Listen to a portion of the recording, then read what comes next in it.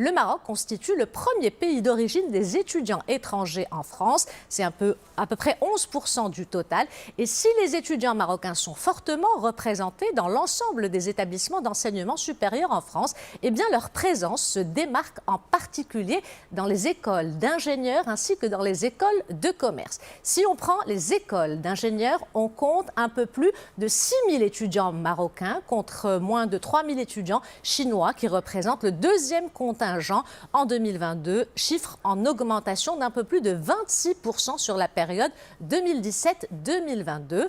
Dernier exemple, c'est les écoles de commerce. Je vous le disais, le Maroc constitue le deuxième pays d'origine des étudiants étrangers, dépassé par très peu par la Chine. Ils sont un peu plus de 8 300 étudiants chinois contre 8 058 étudiants marocains. La présence marocaine dans les écoles de commerce a connu une très forte croissance avec 95% d'augmentation entre 2017 et 2022.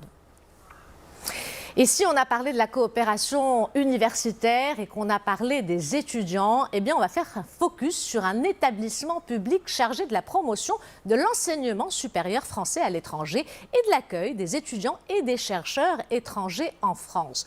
Comment est-ce que Campus France accompagne la mobilité des étudiants? Salima Benabou et Abdelrahim Abid sont allés les sonder, élèves et étudiants, à l'antenne régionale de Campus France à Casablanca, avant de s'envoler pour Paris pour aller à la rencontre des étudiants marocains qui réalisent leur cursus supérieur dans les plus grandes écoles d'ingénieurs de France. Leur reportage. Chaque samedi, ils sont plus de 500 à franchir les portes de l'un des centres Campus France du Royaume, comme ici à Casablanca. Tous partagent le même objectif, faire leurs études supérieures en France. Parmi ces bacheliers ou futurs bacheliers, Salma, 16 ans. C'est un peu un avantage pour nous, qui est de continuer nos études dans une langue qu'on connaît déjà et qu'on pratique. En fait, j'ai choisi le domaine du commerce, spécialement un BUT technique de commercialisation. À travers ces ateliers, Campus France souhaite accompagner ces jeunes dans leur projet d'études. C'est important pour nous parce que nous souhaitons maximiser leurs chances de réussite en les orientant vers des formations qui correspondent à leur projet, à un projet personnel, à un projet professionnel également, tout en restant complémentaires de leur parcours antérieur déjà réalisé au Maroc. Et grâce aux liens qui se nouent au cours de ces mobilités, les étudiants peuvent contribuer à la vitalité des relations entre nos deux pays. Abdelhamid Idamia est passé par là. Nous le retrouvons en banlieue parisienne devant Centrale Supélec. Le jeune homme rêvait d'intégrer l'une des plus prestigieuses écoles d'ingénieurs. C'est chose faite aujourd'hui. Il s'autorise à rêver en grand. J'avais toujours cette envie d'aider mon pays, de revenir un jour, après avoir acquis de l'expérience ici, et de marquer l'histoire de mon pays. À l'école centrale, un étudiant sur 10 vient du Maroc. Et pour cause, les Marocains sont la première communauté à venir étudier en France, avec plus de 43 000 étudiants en 2023-2024. À Paris, au siège de l'Agence nationale française, une équipe est spécialement dédiée à leur accompagnement. Pour la direction, chaque étudiant marocain dans l'Hexagone représente une réussite pour les deux pays. Nous faisons tout effectivement pour cultiver cette relation et cette envie des étudiants marocains de venir en France. Cette année, en tout cas, 2% de visas étudiants ont été accordés en plus par rapport à la campagne de candidature précédente. Et les étudiants marocains sont toujours les très bienvenus en France, où ils réussissent très bien. Cette relation unique repose aussi sur un échange humain. La France abrite une diaspora d'1 700 000 Marocains, souvent binationaux. Ilian Beradi en fait partie. Il prépare un double master à Sciences Po et HEC.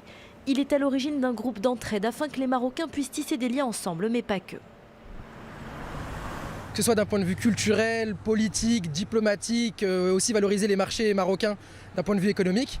Et donc moi je me suis dit que ça pouvait être hyper intéressant de mettre toutes ces synergies en commun, de créer un grand groupe WhatsApp, tout en valorisant, et ça c'est vraiment quelque chose qui me tient beaucoup à cœur et c'est vraiment important pour moi, toujours valoriser les liens entre la France et le Maroc. D'après une étude réalisée par l'Association des Marocains aux grandes écoles et universités, 61% des étudiants marocains ont un objectif de retour vers le Royaume. Un tiers estime vouloir revenir après une première expérience professionnelle réussie en France. Avant de nous quitter, je vous rappelle la principale information de ce journal. Dans le cadre de l'impulsion donnée à la cause nationale par Sa Majesté le roi Mohammed VI, la carte officielle du Royaume du Maroc intégrant son Sahara a été publiée ce mardi sur le site officiel du Quai d'Orsay. Et cette décision intervient dans le sillage de la lettre que le président français Emmanuel Macron avait adressée au souverain et dans laquelle il a affirmé que le présent et l'avenir du Sahara s'inscrivent dans le cadre de la souveraineté marocaine. Voilà, c'est la fin de cette édition. L'information se poursuit. Le prochain journal El Messaïa vous sera présenté dans quelques instants par Rahma El Hennaoui. Pour ma part, j'aurai le plaisir de vous retrouver demain. En attendant, portez-vous bien et excellente soirée à tous.